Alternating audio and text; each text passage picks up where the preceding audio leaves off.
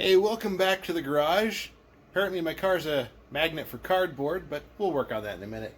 It is a whopping 50 degrees, 51 degrees on the Kestrel here in the garage, veritable heat wave. And here we are working on part 7 of the increasingly inaccurately named Frame Bracing Trilogy. First I'm going to take care of some of those. And then I'm going to start working on getting the differential jacked up a ways, so that way I can see how much room I actually have to run a bar from that rear cross member I made to the torque box just in front of it. Now I have to clear the differential, so I do have to be careful that I do have to, I need to keep enough room in there for the suspension to still do its job.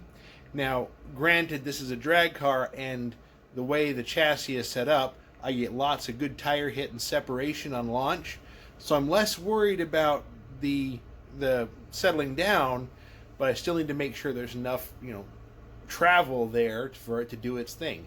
It still does have license plates, and I think it would be awesome to do some of the drag week events, at some point in time. So I got to make sure that it still keeps good manners on the street. So I'm going to dive under the car. Collapse some cardboard boxes first, then dive under the car, and then I'm going to take a look and see how much room I actually have to run a brace fore and aft. I'll show you what we've got when we get down there. Alright, welcome back to the underside of the Snow Family Racing El Camino. So I've just got a jack handle piece just set up there for rough eyeball center line of, above the differential. Going backwards, there's the cross member I welded in. That is one of the proposed locations of going to.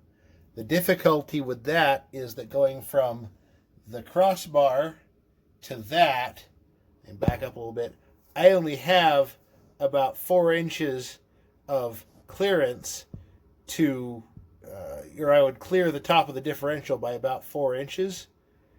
And I think I want a little bit more travel than that. So my next thought is to come over here, weld above the upper control arm there. I'm trying to hold the flashlight and point with one hand. Right there. And just run it straight back to the cross member.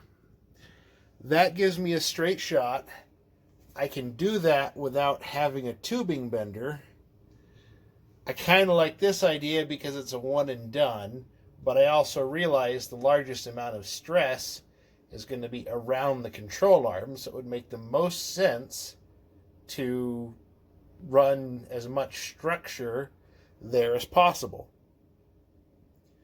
So I'm looking at this, and about the only thing I've got on this side that could trip me up is the gas line, the factory gas line, but that runs on the other side of the cross member, the torque tube, torque box, let's get this right. So I don't think I have much trouble there. Running above the upper control arm mount would give me lots of room because that end of the upper control arm doesn't move, very much in relation to the rear point. So I think I'm going to do a little bit more figuring with a tape measure, poke at this a little bit longer.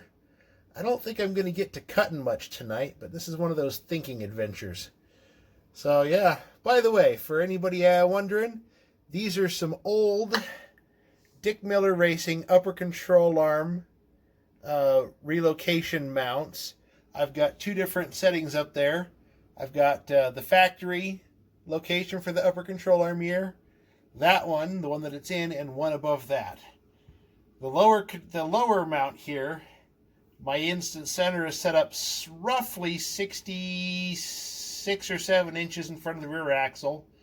That's assuming the lower control arms are, parallel to the ground. And so that puts my instant center about perfect for those that, apply to the baseline suspension theory. So they're double adjustable, really nice piece. I'm happy with them. I don't know if you can get these anymore. I've been looking at Dick Miller Racing because I know someone's asked me about them, but I can't find them on their site. So, yeah, fun and excitement. I'm going to do a little bit more tape measure work, and I'll let you know what I come up with. Thanks. All right, guys, I'm going to geek out here a little bit, and I may lose somebody, but that's okay. The advantage of having been a machinist for a lot of years is I remember a lot about finding angles and stuff. So what I know, let me grab my pen because I can point with it better, is that the torque box had a slope of about a 1/2 inch over 1 3/4 of an inch. I'm using 1 3/4 tubing. Some measurements showed that over 1 3/4 it moved about a 1/2 inch. So what that tells me is that, if anybody remembers, we can find the tangent of this degree, which I'm just going to call x if you remember from your algebra days. But so tangent of x is equal to 0.5 over 1.750. 1.7 1/2 inch divided by 1/750 is 0.285. So on the normal Texas Instrument scientific calculator, it's a second tangent to find the inverse tangent.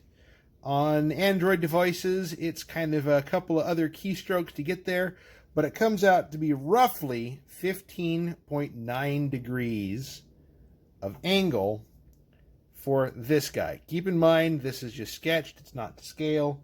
So I'm going to set up my chop saw at about a 15-degree angle, and I'm going to understand that it's 18,750 from there to there where the tubing cross member is, and then from what I understand you add about 1/3 of the diameter of the tubing for an adequate fish mouth, which is like 577 thou, so I just put 0.6 for easy math's sake. So I'm going to work on this angle first. It'll be 18 3/4 plus 600 thou, which is, oh geez, what is that? 350? Yeah, 18 inches, 350 thousandths. There again, keep in mind, used to be a machinist. Everything I do is in decimal. So we're going to make a cut. We're going to see what happens. All right, I made the 15-degree cut based off of the couple of marks I made. I think I'm right exactly where I need to be. And I did more mathematication. This time you guys don't have to sit through it. Suffice it to say that the fish mouth there has got to be about 33 degrees. I used the 577, which is 1/3 of the diameter of the 1 3/4. So yeah, 30 degrees gets me right where I need to be for the fish mouth on the other side. I'm going to sneak up on that just a little bit so I'm not burning up too much tube. So that leaves me about 320 or so, or 820 or so on the overall length of the tube. So I'm just going to do some round number, and knowing that I can always use the grinder and shorten it up just a little bit more. I'd rather be too long than too short because it's easier to take more material off than it is to add it in these cases. Whew. So let's do that next. All right, so my accurate math is bound only by how well I can hold the tube in the chop saw. So it's closer into the car after a quick test.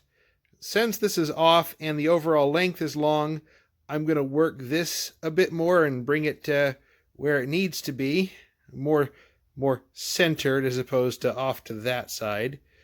But do a little bit of tweaking there. I think I'm quite close to where I want and need to be. I'll get that flap disc down and get under the car and give it another test fit. All right. Test fitting under the car. Got the tube notch, the fish mouth squared up a bit. Sitting up there. Now it's just resting on the upper control arm. But I go like that. Puts it right where I want it. I'm, if I can hold it correctly, kind of snug up against the gas tank tang that I've got there. No big deal. That's fine by me. And puts it nicely above the upper control arm. So I'm going to grab the wire wheel and get that cleaned up a bit. But after that, I'm going to call it there for the night. I have a feeling after taking a shower and rust flakes here, I'm going to have to go get a shower with... go get a shower after this. By the way, if you guys are needing the most amazing hand cleaner for after getting greasy under the car, Sweetbathandbody.com. They make the super scrubby bar. That thing really works. Anyways, thanks for watching the part 7, I believe, of the Frame Bracing Trilogy. Next time, we're going to get this welded up. And on the other side, it'll be rinse and repeat. It'll be do it again. The hardest thing about doing 2 of these at a time is, you know, you do one, you got to do the other. So I'll probably get this guy tacked in and, you know, move over to the other side and get that measured and cut and get it tacked into place too. Once again, thanks for watching.